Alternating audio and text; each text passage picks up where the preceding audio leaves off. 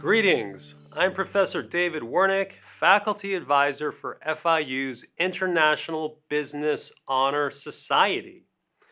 On November 16th, our organization hosted a symposium with Silvia Garrigo, former manager of global issues and policy and corporate social responsibility with the Chevron Corporation.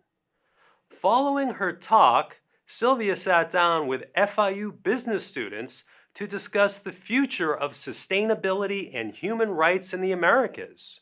She also covered the prospects for renewable energy and what the passing of Fidel Castro means for business in Cuba. Fascinating interview. Now, this interview was conducted by IBHS students Andrea Alonso and Felipe Colon.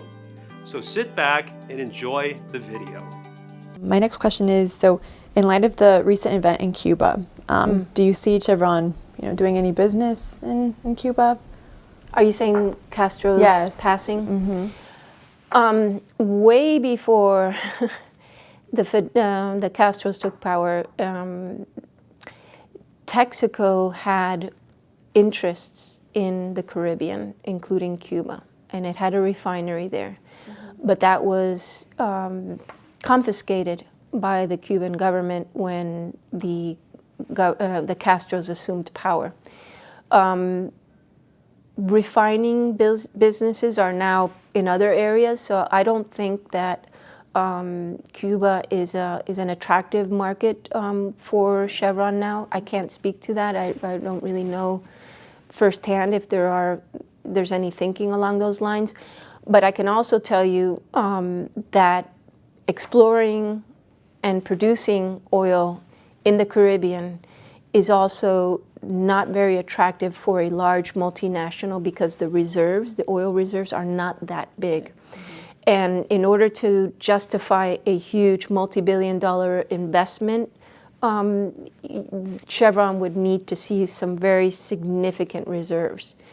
There have been companies that have attempted, Statoil, there's Chinese companies there, and I believe the Russians are also looking, but it's not what we say a big play. You also have considerations that even if it did have significant reserves, it's a very delicate environment.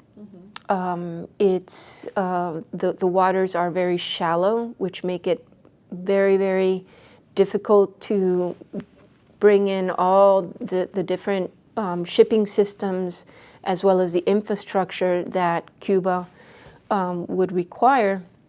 And on a personal note, I'm very happy that exists because I would hate for that type of exploration and production to take place on such a delicate ecosystem, and an ecosystem really, because of the lack of industry penetration in Cuba for the last 50 some odd years, is very pristine.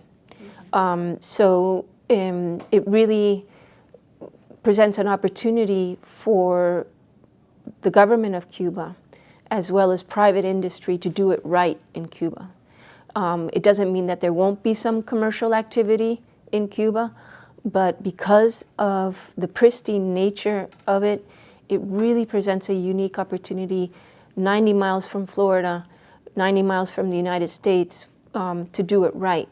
And what I mean by the 90 miles is that it's not only close to us for visual inspection, but it could also impact Florida, the Gulf, and countries like Mexico if you don't do it right. True.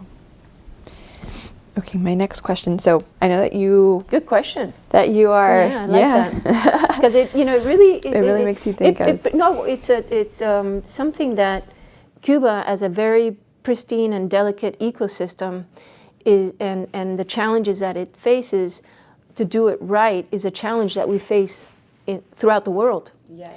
And had we, been as thoughtful as is required with respect to our environment, decades ago, perhaps we wouldn't be in some of the situations that we're in now. And when you say do it right, what do you mean? Do you mean, being more precautious as in inspecting, making sure that the ecosystems aren't effective, the Yeah. reefs?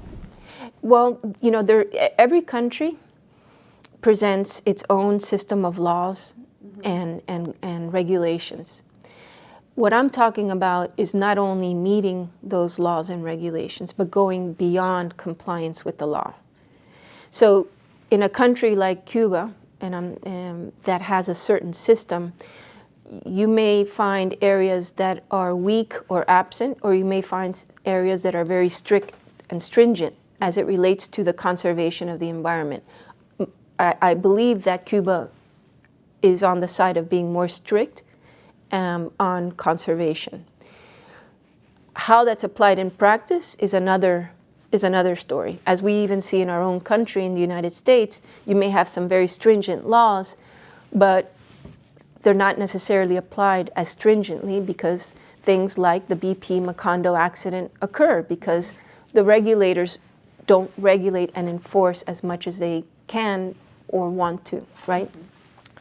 So going beyond the law means not just meeting Cuban law, but meeting what we would think an environmental standard for best practices on conserving delicate ecosystems. And that means land, the quality of water, not impacting the quality of water so that the ecosystems, the reefs, and the life, including fish life, can subsist with commercial exploitation.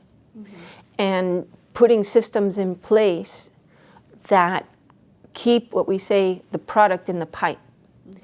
In other words, you know, you have to drill miles into the ocean and you have to lay miles and miles of pipe and you have to inspect and energize these systems so that you can extract, produce, and commercialize.